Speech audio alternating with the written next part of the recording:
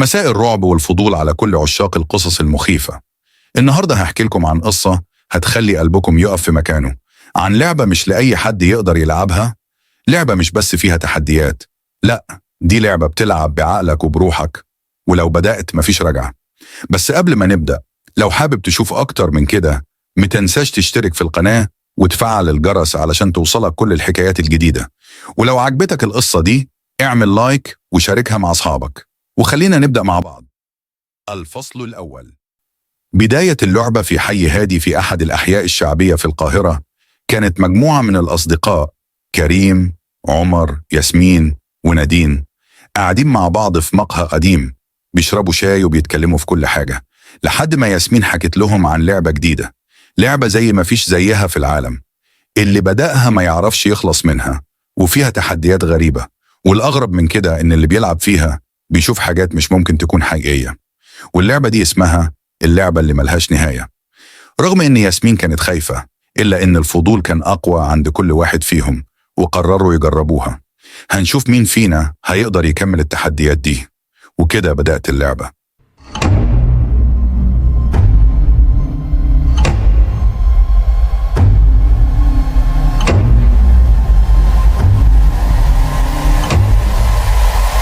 التحدي الأول، الشلة كانت جالسة في شقة كريم، وكل واحد منهم كان مستعد يواجه التحدي الأول.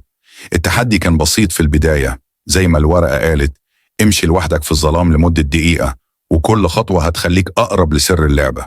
كريم كان أول واحد بدأ، وما كانش خايف.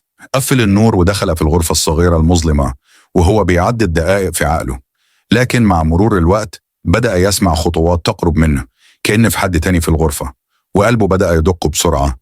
سمع صوت يهمس في ودنه: انت مش لوحدك هنا. لما فتح عينيه لقى الظلام بيزداد كثافة، لدرجة ان مش قادر يشوف حاجة قدام عينيه، وكأن في حاجة بتلف حواليه. يلا خلصنا، اخرج. لكن الغريب ان لما خرج لقى نفسه مش قادر يتذكر الطريق اللي دخل منه. الشقة بدأت تتغير، كانت الجدران مختلفة والممرات أطول. كانت أول علامة ان اللعبة مش زي أي حاجة شافوها.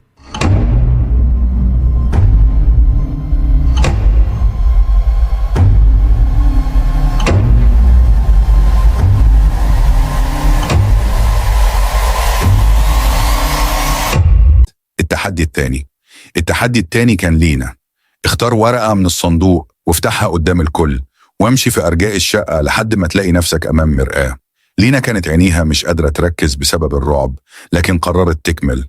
دخلت الممر المظلم، وحسست بشيء غريب بيشدها ناحية المراية في نهاية الممر. اللحظة دي كانت صادمة. لما بصت في المراية لقت نفسها بتشوف صور متحركة قدامها، صور لحاجات مرعبة مش ممكن تكون حقيقية. في لحظة لقيت الظلال بتتحرك ورا ظهرها، وكأن في حد واقف وراها. حاولت تبص وراها، مفيش حاجة، لكنها حست بشيء ثقيل بيحاصرها، وكان الصوت اللي يهمس في ودنها: لو بصيتي تاني هتختفي.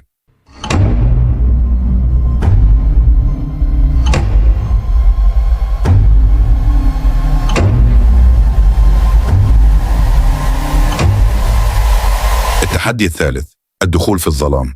التحدي الثالث كان من نصيب نادين. الورقة قالت: امشي في الظلام وتخيل انك لوحدك في مكان موحش. لازم تعيش اللحظة دي زي ما لو مكانك ده بقى جزء منك.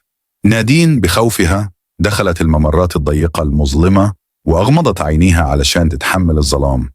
ومع كل خطوة بدأت تسمع أصوات غريبة، أصوات خفيفة زي ما يكون حد مش قادر يتنفس، وكان الصوت ده بيقرب منها. وفجأة جت ريحة كريهة، كانت ريحة زفارة، ريحة كأن في حاجة ماتت قريب. النور بدأ يطفى ويشتغل من جديد. لفت نادين ورجعت عشان تطلع، لكن كل باب كانت تفتحه كانت تلاقي نفسها في نفس المكان، لحد ما بدأ الظلام يحيط بيها، وصوتها بقى عالي في المكان، لكن مفيش حد بيسمعها.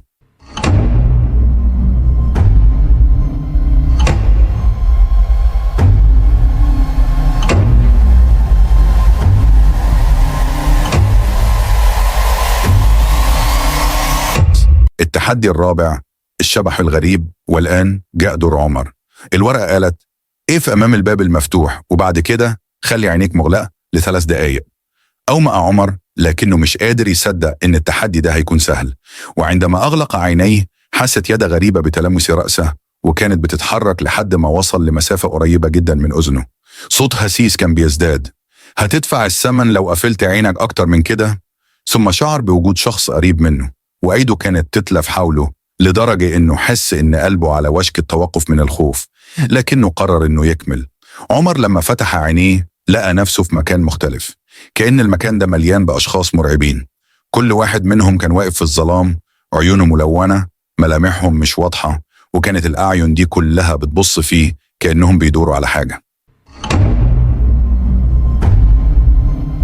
الكل بدأ يحس إنه وقع في فخ. الشقة بدأت تتحول لمتاهة ضخمة، وكل باب كانوا بيفتحوه يوصلهم لنفس المكان، وكل ما مر كان بيطول لحد ما كانوا يحسوا إنهم فقدوا الطريق. أصوات غريبة بدأت تطلع من كل مكان، وفجأة اكتشفوا إنهم مش لوحدهم، في حد تاني بيلعب اللعبة معاهم لكنهم مش شايفينه. كانت الأبواب تقفل لوحدها، وكل ما حاولوا الهروب كانوا يلاقوا نفسهم قدام نفس الغرفة المظلمة. انتوا لسه مش جاهزين، تقدروا تخرجوا لما تكملوا التحديات. صوت مشوه كان بيصرخ في آذانهم، وفي اللحظة دي كل واحد منهم بدأ يحس بحاجة مش طبيعية. الغرف بتتمزق، وكل خطوة كانوا بيمشوها كانت تقربهم لشيء مرعب أكتر. في النهاية لقى كريم نفسه واقف قدام الباب، والباب ده كان هو التحدي الأخير. لما فتحه لقى نفسه في الظلام الدامس، وحس بحركة رهيبة من وراه. كان في حد بيحاول يمسكه.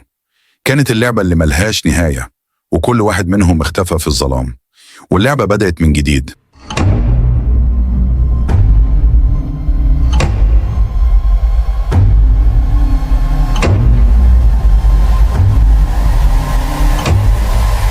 لو عجبتكم القصة دي ما تنسوش تشتركوا في القناة وتفعلوا الجرس علشان تشوفوا أكتر من كده.